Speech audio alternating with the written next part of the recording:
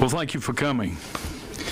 This is sort of the last chapter in the fiscal history of the Bush administration, and Senator Conrad and I thought it was an apt occasion to talk about the legacy they're leaving behind.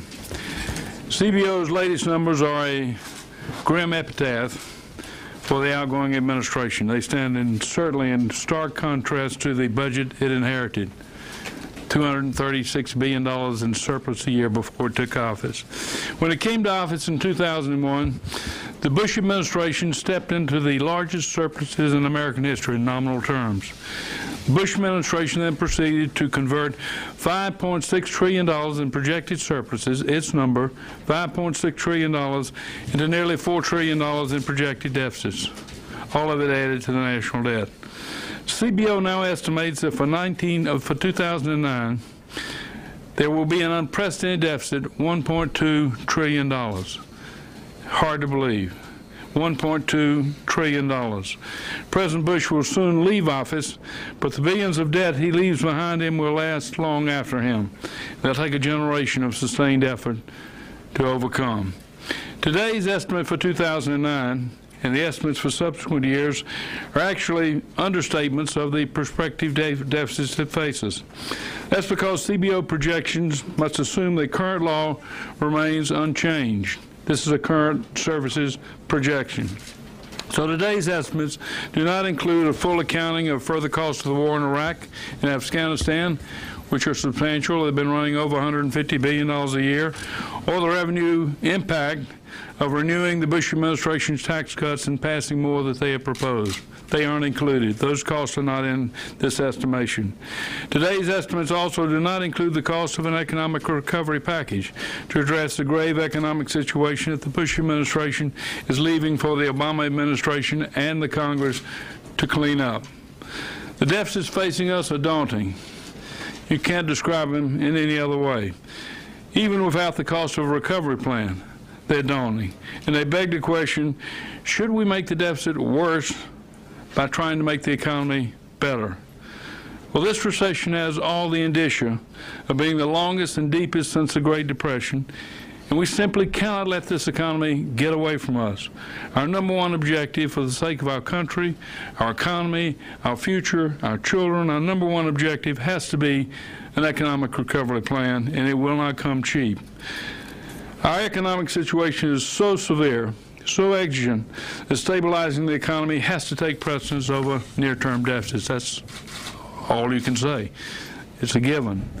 According to CBO, the economy will contract by 2.2% next year, this year, fiscal 2009, 2.2% shrinkage, if we do nothing to spur it on. And GDP will run at an average of 6.8% below potential, what it could be, given the capacity of our economy over the next 2 years. If we can close through the fiscal policies we adopt some of that performance gap sooner, we can diminish the deficit.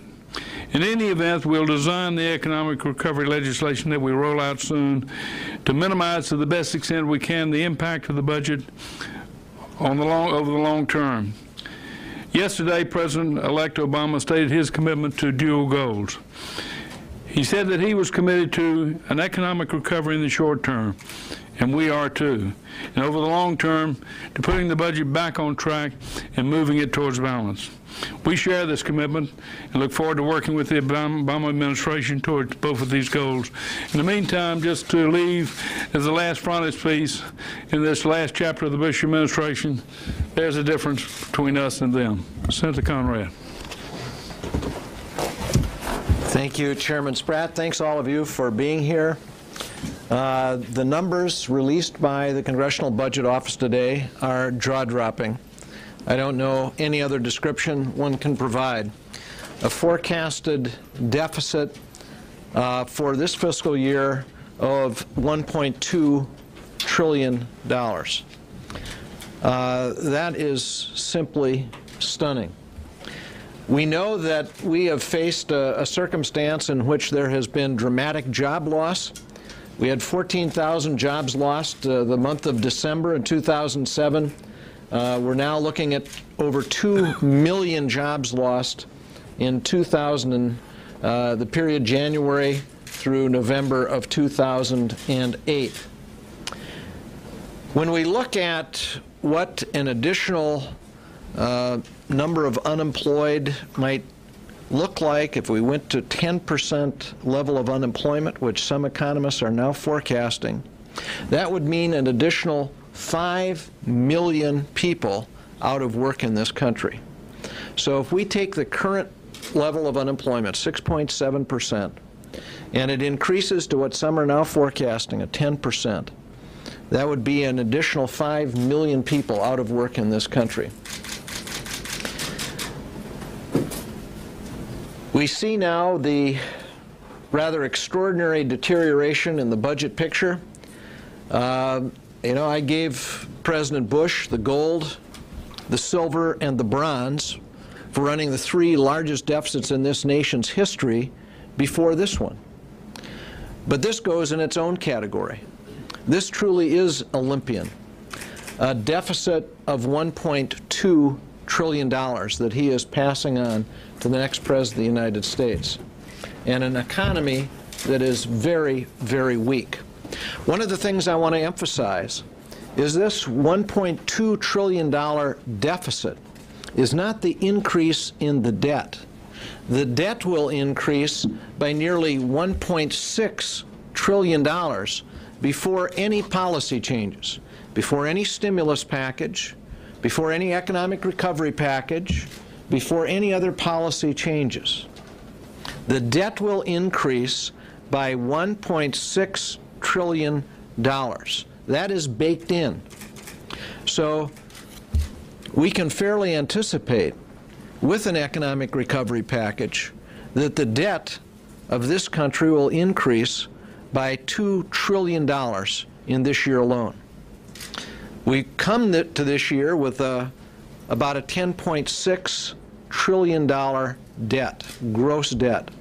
So you can see the debt of the country is expanding very rapidly, very dramatically, and at a very bad time, because this is just as the baby boomers begin to retire. This is the 10-year budget outlook, and again, this is without policy changes. This is extending the tax cuts. This is including war cost, alternative minimum tax reform. These are the deficits that we're looking at, not just in the short term, but as far as the eye can see. The next 10 years, deficits and additions to the debt averaging over $1.1 trillion a year for the next 10 years. That is before any economic recovery package or any new policy. This is simply a stunning increase in our deficits and debt. You've seen me show this chart before, building a wall of debt. Previous administration doubled the debt in 8 years. We're looking at another doubling with no new policy.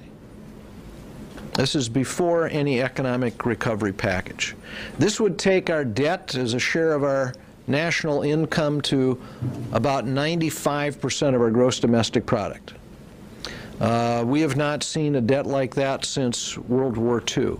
All of this because of the dramatic deterioration in the economy, the need to provide a package, an economic recovery package to give lift to the economy, but also the result of, I think, the worst fiscal mismanagement in the history of the United States. That is the Bush legacy. We now have an extraordinarily deep hole to dig out of. My personal belief is, at the same time as an economic recovery package is announced, this administration, the incoming administration, would be well advised to outline a process to develop a plan to deal with these long-term imbalances. They threaten the long-term economic security of the United States, and they require a response.